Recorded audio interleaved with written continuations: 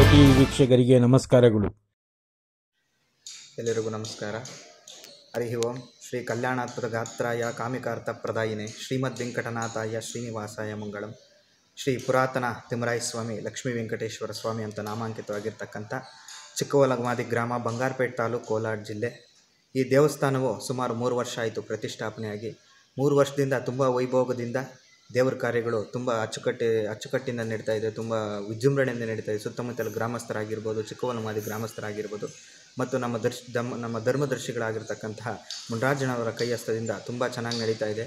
ಈ ದೇವಸ್ಥಾನ ಏನು ನಾವು 3 ವರ್ಷ ನೋಡ್ತಾ ಇದ್ದೀವಿ, 3 ವರ್ಷಕ್ಕೆ ಮುಂಚೆ ಈ ದೇವಸ್ಥಾನ ಹೆಂಗಿತ್ತಪ್ಪ ಅಂತಂದರೆ, ಒಂದು ಗಿಡಗಳ ಮಧ್ಯೆ, ಒಂದು ಗುಟ್ಟಿಗಳ ಮಧ್ಯೆ ಇರ್ತಕ್ಕಂಥ ದೇವಸ್ಥಾನ. ಯಾಕೆ ಆ ಥರ ಆಯ್ತು ಅಂದರೆ, ಸುಮಾರು ಒಂದು 200 ವರ್ಷಗಳ ಹಿಂದೆ ಈ ದೇವಸ್ಥಾನ ಪಾಳು ಬಿದ್ದೋಯಿತು.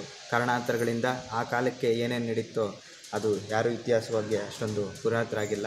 ಬಟ್ ಆ ಕಾಲದಿಂದನೂ ನಾವು ವಂಶ ಪಾರಂಪರೆಯಿಂದ ಪೂಜೆ ಬರ್ತಾಯಿದ್ದೀವಿ. ನಾನು 5ನೇ ತಲೆಮಾರು ಪೂಜೆ ಬರ್ತಾ ಇರೋದು.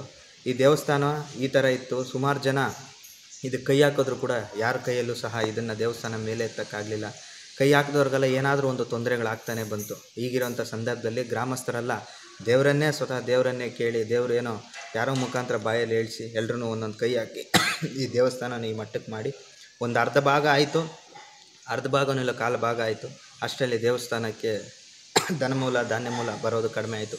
ಈಗಿರೋಂಥ ಸಂದರ್ಭದಲ್ಲಿ ಆ ಭಗವಂತನೇ ಸಾಕ್ಷಾತ್ ಭಗವಂತನೇ ಒಬ್ಬ ಭಕ್ತರಾಗಿ ಸೇವಕರಾಗಿ ನಮ್ಮ ತಿರುಮಲದಲ್ಲಿ ಹೆಂಗೆ ಅನ್ನಮಯ್ಯ ಇದಾಯಿತೋ ಅದೇ ರೀತಿ ನಮ್ಮ ಧರ್ಮದರ್ಶಿಗಳಾದ ಮುನ್ರಾಜನರು ದಾನ ಧರ್ಮಗಳಿಂದ ಇರುವಂಥ ಕೈ ಅವರು ಈ ದೇವಸ್ಥಾನಕ್ಕೆ ಮುಂದೆ ಬಂದು ಅವರು ಈ ಕೈ ಇಟ್ಟು ಈ ದೇವಸ್ಥಾನವನ್ನು, ಈ ಸ್ವಾಮಿನ ಇಷ್ಟು ಮಾತ್ರ ಮಾಡಿದ್ದಾರೆ. ಆದ್ದರಿಂದ ಈ ನಾಳೆ ನಡೆಯುವಂಥ ಸಂಭ್ರಮಾಚರಣೆ ಶ್ರಾವಣ ಮಾಸದ ಕಡೆಯ ಶ್ರಾವಣವಾಗಿರ್ತಕ್ಕಂಥದ್ದು, ಕಡೆಯ ಶ್ರಾವಣ ಸ್ವಾಮಿಗೆ ತುಂಬ ಶ್ರೇಷ್ಠವಾಗಿದೆ. ಆದ್ದರಿಂದ ಸುತ್ತಮುತ್ತಲಿನ ಗ್ರಾಮಸ್ಥರು, 10 ಊರುಗಳಿಂದ ಎಲ್ಲ ಭಕ್ತಾದಿಗಳೆಲ್ಲ ಇಲ್ಲಿಗೆ ಬರೋವಂಥ ಕಾರ್ಯಕ್ರಮ ಇದೆ. ಆದ್ದರಿಂದ ನಾಳೆ ನಡೆಯುವಂಥ ಕಾರ್ಯಕ್ರಮ ಮುಂಜಾನೆ ಸ್ವಾಮಿ ಪಂಚಾಮೃತ ಅಭಿಷೇಕ, ಅಲಂಕಾರ, ಮಹಾಮಂಗಳಾರತಿ, ತೀರ್ಥ ಪ್ರಸಾದ ವಿನಿಯೋಗವಿರ್ತದೆ. ಅಲಂಕಾರ ತುಂಬಾ ಚೆನ್ನಾಗಿರುತ್ತೆ. ಆಮೇಲೆ ಪ್ರಾಕಾರೋತ್ಸವ ಇರುತ್ತೆ. ಪ್ರಾಕಾರೋತ್ಸವ ಆದಮೇಲೆ ಅನ್ನದಾನ ಸಂತರ್ಪಣೆ ಇರುತ್ತದೆ. ಅನ್ನದಾನ ಸಂತರ್ಪಣೆಯಿಂದ ದಯವಿಟ್ಟು ಎಲ್ಲ ಭಕ್ತಾದಿಗಳು ಸಕಾಲಕ್ಕೆ ಆಗಮಿಸಿ ಶ್ರೀದೇವಿ ಭೂದೇವಿ ಸಮೇತ ಪುರಾತನ ತಿಮ್ಮರಾಯ ಸ್ವಾಮಿ ಶ್ರೀ ವೆಂಕಟೇಶ್ವರ ಸ್ವಾಮಿ ದೇವಸ್ಥಾನ ಚಿಕ್ಕವಲಗಮಾದಿ ಗ್ರಾಮಕ್ಕೆ ಬಂದು ಸ್ವಾಮಿಯ ದರ್ಶನವನ್ನು ಪಡೆದು ಪುನೀತರಾಗಿ ತೀರ್ಥ ಪ್ರಸಾದವನ್ನು ಸ್ವೀಕರಿಸಿ ಸ್ವಾಮಿ ಕೃಪೆಗೆ ಪಾತ್ರರಾಗಬೇಕಾಗಿ ತಮ್ಮೆಲ್ಲರಲ್ಲಿ ಕಳಕಳಿಯ ವಿನಂತಿ. ಸ್ವಾಮಿಗಳಿಗೆ ಹರಕೆ ಮಾಡ್ಕೊಂಡಿದ್ರಲ್ಲ, ಅಂಥದ್ದೇನಾದ್ರು ವಿಶೇಷತೆ ಇದೆಯಾ ಸ್ವಾಮೀಜಿ? ಅಲ್ಲ, ಯಾರು ಅಷ್ಟೇ ವಿಶೇಷತೆ ಅಂದರೆ ಸ್ವಾಮಿನ ಯಾರು ಈ ಭಕ್ತಿಯಿಂದ ಈ 42 ಮೆಟ್ಲಿದೆ, ಈ 42 ಮೆಟ್ಟಲನ್ನು ಹತ್ತಿ ಯಾರು ಬಂದು ಭಕ್ತಿಯಿಂದ ಸ್ವಾಮಿಗೆ ದೀಪವನ್ನು ಹಚ್ಚಿ ದೀಪವನ್ನು ಹಚ್ಚಿ ಸ್ವಾಮಿನ ಮನಸ್ಫೂರ್ತಿಯಾಗಿ ಪ್ರಾರ್ಥನೆ ಮಾಡ್ಕೋತಾರೋ ಅವ್ರಿಗೆ ಸಕಲ ಇಷ್ಟಾರ್ಥಗಳಲ್ಲೂ ನೆರವೇರಿದೆ. ಅದಕ್ಕೆ ಉದಾಹರಣೆಗಳು ತುಂಬ ಇದೆ, ತುಂಬ ಉದಾಹರಣೆಗಳಿದೆ. ಇನ್ನೊಂದೇನಪ್ಪ ಅಂದರೆ, ಸ್ವಾಮಿನ ಯಾವತ್ತೂ ನಿಷ್ಕಲ್ಮಶದಿಂದ ಪೂಜೆ ಮಾಡಿದವ್ರಿಗೆ ಯಾರಿಗೂ ಒಲಿಯಲ್ಲ ಸ್ವಾಮಿ. ನಿಷ್ಕಲ್ಮಶದಿಂದ ಯಾವುದೇ ಕಲ್ಮಶ ಇಟ್ಕೊಂಡು ಪೂಜೆ ಮಾಡಬಾರ್ದು. ನಿಷ್ಕಲ್ಮಶದಿಂದ ಬಡವ ಆಗಲಿ, ಸ್ವಾಮಿ ನನ್ನ ಕೈಯಲ್ಲಿರೋದು ಒಂದು ಹೂವು ಅಂತ ಎತ್ಕೊಂಬಂದು ಬಾಗಿಲ ಮೇಲೆ ಇಟ್ಟರೆ ಸಾಕು, ಸ್ವಾಮಿ ಒಲಿಯೋದಂತೂ ಖಂಡಿತ. ಆದ್ದರಿಂದ ಸ್ವಾಮಿನ ಯಾರ್ಯಾರು ಪ್ರಾರ್ಥನೆ ಮಾಡ್ಕೋಬೇಕು, ಕಂಕಣ ಬಲಗಳಿಲ್ದವ್ರು ಬಂತಾರೆ, ಸಂತಾನ ಭಾಗ್ಯಗಳಿಲ್ದವರು, ಸಂತಾನ ಭಾಗ್ಯ ಇರೋರು ಬೆಣ್ಣೆ ತೊಗೊಂಬಂದು ದೇವ್ರ ನೈವೇದ್ಯ ಮಾಡಿ ಆ ಬೆಣ್ಣೆಯನ್ನು ಅವರು ಮನೆಯಲ್ಲಿ ದಂಪತಿಗಳು ತಿಂದ್ಕೊಂಡು ಅದರಿಂದ ಸಂತಾನ ಭಾಗ್ಯ ಇರೋದುಂಟು.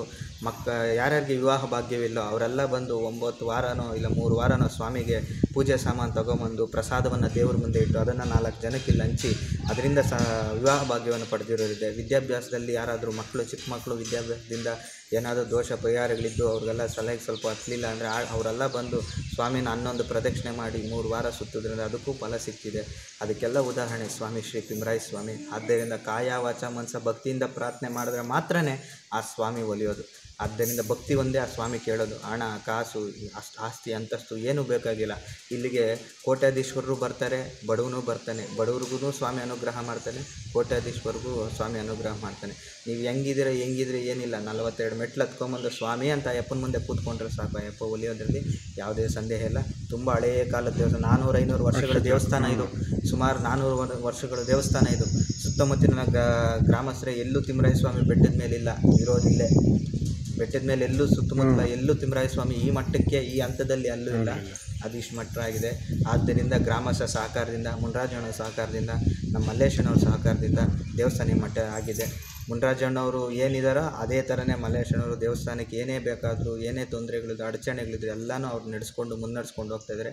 ಆ ಭಗವಂತ ಮುನ್ರಾಜಣ್ಣವ್ರಿಗೆ ಮತ್ತು ಗ್ರಾಮಸ್ಥರಿಗೆ, ಮಲ್ಲೇಶಣ್ಣವ್ರಿಗೆ ಮತ್ತು ಇನ್ನೂ ಯಾರ್ಯಾರು ನಮ್ಮ ಕಮಿಟಿ ಸಮಿತಿಯವರು ಯಾರ್ಯಾರು ಇದ್ದಾರೋ ಅವರೆಲ್ಲರಿಗೂ ಆರೋಗ್ಯ ಕೊಡಲಿ, ಐಶ್ವರ್ಯವನ್ನು ಅನುಗ್ರಹಿಸಲಿ. ಆ ಸ್ವಾಮಿ ಈ ಕಾರ್ಯವನ್ನು ಇನ್ನಷ್ಟು ಮಟ್ಟಕ್ಕೆ ಅವ್ರ ಕೈಯಲ್ಲಿ ಮಾಡಿಸಲಿ, ಇನ್ನಷ್ಟು ಅಭಿವೃದ್ಧಿ ಕಾರ್ಯಗಳಾಗಲಿ, ಇನ್ನಷ್ಟು ಈ ದೇವಸ್ಥಾನ ಇನ್ನಷ್ಟು ಅಭಿವೃದ್ಧಿ ಆಗಲಿ ಅಂತ, ಅದೇ ರೀತಿ ಅವರು ವ್ಯಾಪಾರ ವ್ಯವಹಾರಗಳು ಅಭಿವೃದ್ಧಿ ಆಗಲಿ ಅಂತ ಸ್ವಾಮಿನ ಕಾಯ ವಾಚ ಮನಸ ಪ್ರಾರ್ಥನೆ ಮಾಡ್ಕೊತಾ ಇದ್ದೀನಿ. ಎಲ್ಲರೂ ದಯವಿಟ್ಟು ಇದೇ ಶನಿವಾರ, ಅಂದರೆ ನಾಳೆ ಶ್ರಾವಣ ಶನಿವಾರ, ದಯವಿಟ್ಟು ಎಲ್ಲ ಭಕ್ತಾದಿಗಳೆಲ್ಲ ಬಂದು ಸ್ವಾಮಿನ ದರ್ಶನ ಮಾಡಿ. ಪ್ರಸಾದ ಸೇವೆ ಇದೆ, ದಯವಿಟ್ಟು ಎಲ್ಲರೂ ಬಂದು ಪ್ರಸಾದ ಸ್ವೀಕರಣೆ ಮಾಡಿ. ಶ್ರೀ ಗುರುವೇ ನಮಃ. ಈ ಚಿಕ್ಕವಲ್ಮಾರಿ ಗ್ರಾಮದಲ್ಲಿ ಸುಮಾರು ವರ್ಷಗಳಿಂದ ಶಿಥಿಲವಾಗಿದ್ದಂಥ ತಿಮ್ಮರಾಯ ಸ್ವಾಮಿ ದೇವಸ್ಥಾನ, ನಾವು ಹುಟ್ಟಿ ಬೆಳೆದಿರೋದೆಲ್ಲ ಇಲ್ಲೇ ಪಕ್ಕದಲ್ಲಿನೇ ಮನೆ. ಮಹಿಮೆ ಅಂತಂದರೆ ಎಷ್ಟು ಹೇಳಬೇಕಾದ್ರೂ ಸಾಧ್ಯ ಇಲ್ಲ. 4 ಕಂಬ ಇತ್ತು. ಆ 4 ಕಂಬದಲ್ಲಿ ಒಂದು ಗಿಡ ಇತ್ತು, ರಾಗಿ ಗಿಡ. ಆ ರಾಗಿ ಗಿಡ ಆ 4 ಕಂಬಕ್ಕೂ ಬೇರು ಬಿಟ್ಟಂಗೆ ಬಿಟ್ಟಿತ್ತು, ಅದೇ ಸ್ತಂಭ. ಇದರಲ್ಲೇ ನಿಂತ್ಕೊಂಡಿತ್ತು ದೇವಸ್ಥಾನ ಚಾವಣಿ, ಹಳೆ ಕಾಲದ್ದು. ಆದರೆ ಏನು ಮಾಡೋದು, ಅದು ಯಾವತ್ತು ಪೂಜೆ ನಿಂತೋಯ್ತೋ ನಮ್ಮೂರಲ್ಲಿ ಕಾರ್ಯಕ್ರಮ ಎಲ್ಲ ನಿಂತೋಯ್ತು. ತಿಮ್ಮರಾಯ ಸ್ವಾಮಿ ದೇವಸ್ಥಾನ ಪೂಜೆ ಯಾವಾಗ ನಿಂತೋಯ್ತೋ ನಮ್ಮೂರಲ್ಲಿ ಯಾವುದೇ ಮನೆ ಆಗಲಿ ದೇವಸ್ಥಾನ ಆಗಲಿ ಯಾವುದೂ ಇಂಪ್ರೂವ್ಮೆಂಟ್ ಆಗಿಲ್ಲ, ಒಂದು ಮನೆ ಕಟ್ಟೋಕ್ಕಾಗಿಲ್ಲ. ಏನಪ್ಪ ಮಾಡೋದು, ಯಾರ್ಯಾರೋ ಏನೇನೋ ಮಾಡಿದರು, ಆಗಲಿಲ್ಲ. ಆಮೇಲೆ ನಮ್ಮೂರಿನ ಗ್ರಾಮಸ್ಥರೆಲ್ಲ ಸೇರಿಕೊಂಡು ಯಾರನ್ನೋ ಹೋಗಿ ಸ್ವಾಮಿನ ಕೇಳಿದ್ವಿ. ಕೇಳಿ ಅವರೇ ಸ್ವಾಮಿಗಳೇ ಬಂದು ಗುಡಿನ ತಳ್ಳಬೇಕಾದ್ರೆ ಎತ್ತು ಬರ್ತದಲ್ಲ, ಎತ್ತುಗಳಲ್ಲಿ ದೇವಸ್ಥಾನನ ಶಿಥಿಲ ಮಾಡಿ ಆಮೇಲೆ ಪ್ರಯತ್ನ ಪಟ್ಟಿವಿ. ಊರವರೆಲ್ಲ ಸೇರಿ ಏನೇನೋ ಎಷ್ಟು ಮಾಡೋಕ್ಕಾಗ್ತದೆ, ಎಲ್ಲ ಬಡವರು, ಎಲ್ಲ ಲಕ್ಷಗಳು ಎಲ್ಲಿ ದುಡ್ಡು ಕೊಡ್ತಾರೆ, ಏನೋ 10,000 5,000 ಊರವರೆಲ್ಲ ಕೊಟ್ಟಿದ್ದಾರೆ. ತಗೊಂಡು ಬಂದು ಇದು ಪಾಯ ಹಾಕಿದ್ವಿ ನೋಡಿ, ಅಲ್ಲಿಗೆ ಮುಗಿದೋಯ್ತು ನಮ್ಮ ಕತೆ. ಆ ಪಾಯ ಹಾಕಿದ್ವಿ, ಅಲ್ಲಿಗೆ ನಿಂತೋಯ್ತು. ಯಾವತ್ತು ನಮ್ಮ ಸ್ವಾಮಿಗಳು, ನಮ್ಮ ಮುನ್ರಾಜಣ್ಣ ಸಮಾಜ ಸೇವಕರಾದಂಥ ನಮ್ಮ ಮುನ್ರಾಜಣ್ಣವರು ಎಲ್ಲರೂ ಊರ ಗ್ರಾಮಸ್ಥರೆಲ್ಲ ಹೋಗಿ ಕೇಳಿದ್ವಿ. ಅವ್ರು ಇದೇ ಊರಲ್ಲವ? ಇದೇ ಊರು, ಚಿಕ್ಕವಲ್ಮದಿ ಗ್ರಾಮದವರೇ. ಅವ್ರಿಗೂ ಏನು ದೇವರು ಅನುಗ್ರಹ ಕೊಟ್ಟರೋ ಗೊತ್ತಿಲ್ಲ. ಸರಿ, ನಾನು ಇದ್ದೀನಿ, ನಾನು ಮಾಡ್ತೀನಿ, ನಡೀರಿ ಅಂತೇಳಿ ಬಂದು ಯಾವತ್ತು ಈ ದೇವಸ್ಥಾನ ಸ್ಟಾರ್ಟ್ ಆಯಿತು ಅವತ್ತು ಎಲ್ಲ ದೇವಸ್ಥಾನವೂ ಶಿಥಿಲಾಗ್ಬಿಟ್ಟಿತ್ತು. ಕೈವಾತನ ದೇವಸ್ಥಾನ ಆಗ್ಬೋದು, ಇದು ಯಲ್ಲಮ್ಮನ ದೇವಸ್ಥಾನ ಆಗಿರ್ಬೋದು, ಪಟ್ಟಂದ್ರಮ್ಮನ ದೇವಸ್ಥಾನ ಆಗಿರ್ಬೋದು, ಮೇಘಮಂಡಲಮ್ಮನ ದೇವಸ್ಥಾನ ಆಗಿರ್ಬೋದು, ಎಲ್ಲ ಇಂಥ ಪೂಜೆನೇ ನಡೀತಾ ಇರಲಿಲ್ಲ ಸರ್. ಇದು ಯಾವತ್ತು ಸ್ಟಾರ್ಟ್ ಆಯಿತೋ ಎಲ್ಲ ದೇವಸ್ಥಾನ ಆಯಿತು. ಮನೆಗಳು ಇದೆಲ್ಲ ಇಟ್ಕೊಬೇಕು ನೀವು, ಮನೆಗಳು ಇವೆಲ್ಲ ಮನೆಗಳೆಲ್ಲ ಇಂಥ ಮನೆಗಳಾಗ ಹೆಂಚಿನ ಮನೆಗಳಾಗಿದ್ದವ್ರೆ. ಇವತ್ತು ಈ ದೇವರು ಯಾವತ್ತು ಇಲ್ಲಿ ಬಂದು ಇದೇ ಒಂದು ಇದು ದೇವರಲ್ಲಿ ಮಹಿಮೆ ಏನಿದೆ ಅನ್ನೋದು ಉದಾಹರಣೆ ಇಷ್ಟೇ. ಅವಾಗ ಹೆಂಗಿತ್ತು, ಇವಾಗ ಹೆಂಗಿದೆ. ಈ ದೇವಸ್ಥಾನ 3 ವರ್ಷದಿಂದ ಇದೆಲ್ಲ ಇರಲಿಲ್ಲ, ಈ ಮನೆಗಳೇ ಇರಲಿಲ್ಲ, ಶಿಥಿಲವಾಗಿತ್ತು. ಹಳೆ ಮನೆಗಳಿದೆ, ಇನ್ನಂಥ ಮನೆಗಳಾಗಿ ಇದ್ದಿದ್ದು. ಇವತ್ತು 3 ವರ್ಷದಿಂದೆಲ್ಲ ಇನ್ನು ನಮ್ಮೂರಿಗೂ ಯಾರಿಗಾದ್ರೂ ತಿಳ್ಕೊಳ್ಳಿ, ಇವತ್ತು 3 ವರ್ಷದಿಂದ ಹಿಂಗಾಗಿದೆ. ಈ ಭಗವಂತನ ಇಲ್ಲಿಗೆ ಬಂದು ಅಭಿವೃದ್ಧಿ ಆಗಿದೆ. ಅಲ್ಲ, ನೀವು ಅವಾಗಲೇ ಕೇಳಿದ್ರಲ್ಲ ಇದರಿಂದ ಏನಾಗಿದೆ, ಏನು ಮಹಿಮೆ ಅಂತ, ವಿಶಿಷ್ಟತೆ ಏನು ಅಂತ. ಯಾವತ್ತು ಆ ಭಗವಂತ ಬಂದು ಇಲ್ಲಿ ಕುತ್ಕೊಂಡು ಎಲ್ಲ ದೇವಸ್ಥಾನ ಕಂಪ್ಲೀಟ್ ಆಯಿತು. ಅಯ್ಯಪ್ಪನ ಪೂಜೆ ಮಾಡಿದ ತಕ್ಷಣ ಎಲ್ಲ ದೇವಸ್ಥಾನ ಅವತ್ತೇ ಪ್ರತಿಷ್ಠಾಪನೆ ಮಾಡಿದ್ವಿ. 5 ದೇವಸ್ಥಾನ ಸೇರಿ ಅವತ್ತೇ ಪ್ರತಿಷ್ಠಾಪನೆ ಮಾಡಿದ್ವಿ. ಆ ತಿಮ್ಮರಾಯ ಸ್ವಾಮಿಯಲ್ಲಿರೋ ನಮ್ಮ ಚಿಕ್ಕವಲ್ಮದಿನಲ್ಲಿ ಎಷ್ಟೊಂದು ನಿಷ್ಠೆ. ನೀವು ಕೇಳಿದ್ರಲ್ಲ ಏನೋ ಅವರಲ್ಲಿ ಅವ್ರ ಹತ್ರ ಮಹಿಮೆ ಅಂತ ಕೇಳಿದ್ರಲ್ಲ, ಇದೇ ಮಹಿಮೆ, ಬ್ಯಾಕ್ಗ್ರೌಂಡ್ ಮಹಿಮೆ ಏನು ಅಂತ. ಇದಕ್ಕೆಲ್ಲ ಮೂಲಕರ್ತರು ನಮ್ಮ ವಾಟೂರು ರಾಮಪ್ಪನ ಮಗ ಮುನಿರಾಜಣ್ಣವರು. ಅವ್ರಿಗೆ ಎಷ್ಟು ಹೇಳಿದ್ರೂ ಸಾಕಾಗಲ್ಲ, ಎಷ್ಟು ಹೇಳಿದ್ರೂ ಸಾಕಾಗಲ್ಲ. ಇವತ್ತು ಇಷ್ಟು ಮಾಡೋಣ ಬಿಡ, ಇನ್ನೂ ಸ್ವಲ್ಪ ಜಾಸ್ತಿ ಮಾಡ, ಹಂಗೆ ಸಾಕು ದೇವ್ರ ಕಾರ್ಯ ಅಂತ, ಇಷ್ಟು ಮಾಡೋಣ, ಇನ್ನೂ ಸ್ವಲ್ಪ ಜಾಸ್ತಿ ಮಾಡ. ಆ ಒಂದು ಮನಸ್ಸು ಆ ಭಗವಂತ ಅಯ್ಯಪ್ಪನ ಕೊಟ್ಟಿದ್ದಾರೆ. ಇನ್ನೂ ಮಾಡ್ತಾರೆ. ಇನ್ನೂ ಮಳೆ ಬಂದ್ಬಿಡ್ತು ಸರ್. ಒಂದೇ ಒಂದು ಎಕ್ಸಾಂಪಲ್, ಇಲ್ಲಿ ಪೂಜೆ ಕಾರ್ಯಕ್ರಮ ಇಟ್ಕೊಂಡಿದ್ರಿ, ಶ್ರಾವಣ ಶನಿವಾರದ ಪೂಜೆ ಕಾರ್ಯಕ್ರಮ ಇಟ್ಕೊಂಡಿದ್ರಿ, ಮಳೆ ಬಂದಿತ್ತು, ಊಟಗಳು ಮಾಡೋಕ್ಕಾಗಿಲ್ಲ. ಅಣ್ಣ ಏನಾದರೂ ಮಾಡಿ ಸ್ವಲ್ಪ ಚಪ್ಪರ ಹಾಕಬೇಕು. ಚಪ್ಪರ ಅಂದರೆ ಸೀಟ್ ಹಾಕಬೇಕು. ಅವಾಗಲೇ ತಕ್ಷಣವೇ ಫೋನ್ ಮಾಡಿಬಿಟ್ರೆ ನೆಕ್ಸ್ಟ್ ವೀಕ್ ರೆಡಿ ಇರಬೇಕು. ಅವಾಗಲೇ ಅಂಥ ಮನಸ್ಸು ಯಾರಿಗೂ ಬರೋಲ್ಲ ಸರ್. ಅಲ್ಲ ಅವರು ಎಂಥ ಗುಣ ಅನ್ನೋದಕ್ಕೆ ಇದು ಒಂದು ಅರ್ಥ ಇದೆ. ದೈವ ಭಕ್ತರು, ಅದಕ್ಕೆ ದೇವರು ಅವ್ರಿಗೂ ಚೆನ್ನಾಗಿಟ್ಟಿರಲಿ, 100 ವರ್ಷ ಚೆನ್ನಾಗಿಲ್ಲ. ಅವ್ರ ಮಕ್ಕಳು ಮರಿ ತಣ್ಣಗಿರಲಿ. ರಾಮಪ್ಪನ ಮಗನು ಮುನ್ರಾಜಣ್ಣವ್ರ ಜಯಮ್ಮನು ಅವ್ರ ಜ್ಞಾಪಕಾರ್ಥವಾಗಿ ಇವತ್ತು ಚಿಕ್ಕಲ್ಮದಿನೇ ಯಪ್ಪಂದು. ಆದರೆ ಆ ಯಪ್ಪನ ಹೆಸರು ಈ ಹಳ್ಳಿನವ್ರಿಗೂ ಹೇಳ್ತಾರೆ. ನೀವು ತುಂಬ ಸಹಾಯ ಮಾಡಿದ್ದೀರಂತ ಊರಲ್ಲಿ ಹೇಳ್ತಾರೆ. ಮಲ್ಲೇಶ್ ಅವರನ್ನು ಚೆನ್ನಾಗಿ ಮಾಡಿದ್ದಾರೆ. ಅಲ್ಲೆಲ್ಲ ನಾನು ಏನು ಮಾಡಿದ್ದೀನಿ ಅಂದರೆ ಅಯ್ಯಪ್ಪನ ಜೊತೆ ಇಂಥದ್ದು ಮಾಡು ಅಂದ್ರೆ ಅಂಥದ್ದು ಮಾಡಿದ್ದೆ ನಾನು. ಇಂಥದ್ದು ಮಾಡು ಅಂದರೆ ಅಂಥದ್ದು ಮಾಡಿ ನಾನೇನು ದುಡ್ಡು ಹಾಕಿ ನಾನು ಇದು ಮಾಡಿಲ್ಲ ಸರ್. ದುಡ್ಡೆಲ್ಲ ನಮ್ಮ ಮಾಮ ಅವ್ರು ಕೊಟ್ಟಿರೋದೆ.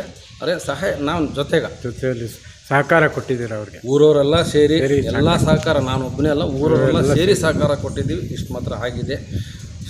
ಕಡೆ ಶನಿವಾರ ಖಂಡಿತ ಪೂಜೆ ನಡೀತದೆ. ಎವ್ರಿ ಇಯರು ಶನಿವಾರ ಅಭಿಷೇಕ ನಡೀತದೆ. ಈ ವಾರಕ್ಕೊಂದ್ಸರಿ ಶನಿವಾರ ಪೂಜೆ ನಿತ್ಯ ನಡೀತದೆ. ನಾಳೆ ಕಡೆ ಶನಿವಾರ ಅಲ್ಲ, ಶ್ರಾವಣ ಶನಿವಾರ ಫಸ್ಟ್ ಶನಿವಾರದಿಂದ ವೈಭೋಗದಿಂದ ಎಲ್ಲರೂ ಸೇರಿ ಊರವರೆಲ್ಲ ಸೇರಿ ವೈಭೋಗದಿಂದ ಮಾಡ್ಕೊಂಡು ಬರ್ತೀವಿ. ನಾಳೆ ಕಡೆ ಶನಿವಾರದಿಂದ ಅಂತ ಇದಕ್ಕೆ ಇನ್ನೂ ಚೆನ್ನಾಗಿ ಗ್ರ್ಯಾಂಡಾಗಿ ಅಭಿಷೇಕ ಮಾಡಿ ಅಲಂಕಾರ ಮಾಡಿ ಇಲ್ಲೇ ದೇವ್ರನ್ನ ಪ್ರತಿಷ್ಠಾ ಇದು ಮೆರವಣಿಗೆ ಇಲ್ಲೇ ಮೆರವಣಿಗೆ ಇಲ್ಲಿ ಊರೊಳಗಡೆ ಹೋಗಲ್ಲ, ಇಲ್ಲೇ ಮೆರವಣಿಗೆ ಮಾಡಿ ಡೋಲು ಮೇಳ ಎಲ್ಲ ತರಿಸ್ತೀವಿ. ಎಲ್ಲ ಭಗವಂತನು ಚೆನ್ನಾಗಿಟ್ಟವನೇ. ಊರವರೆಲ್ಲ ಚೆನ್ನಾಗಿದ್ದಾರೆ. ಈ ಊರಲ್ಲೆಲ್ಲ ಹಿಂಗೆ ಇದ್ದು ಅಯ್ಯಪ್ಪನಿಗೆ ಸಹಕಾರ ಕೊಟ್ಟರೆ ಇನ್ನೂ ಎಲ್ಲೋ ಹೋಗ್ತದೆ ಈ ಊರು. ಇಷ್ಟು ಮಾತ್ರ ಕೇಳಕ್ಕೆ ಸರ್ ನಾವು ಇಷ್ಟ. ಮಳೆ ಬೆಳೆ ಮತ್ತು ಐಶ್ವರ್ಯ ಆರೋಗ್ಯ ಎಲ್ಲ ಕೊಳ್ಳಿ, ಮಳೆ ಬೆಳೆ ಚೆನ್ನಾಗಿ ಈ ಸ್ವಾಮಿಯಿಂದ ಮಳೆ ಬೆಳೆ ಚೆನ್ನಾಗಿ ಬಿದ್ದು ಆರೋಗ್ಯ ಆಯಸ್ಸು ಎಲ್ಲ ಕೊಟ್ಟು ಕಾಪಾಡಲಿ ಅಂತ ಹೇಳ್ತಾ ನನ್ನ ಮಾತನ್ನು ಮುಗಿಸ್ತೀನಿ. ಸ್ವಾಮಿ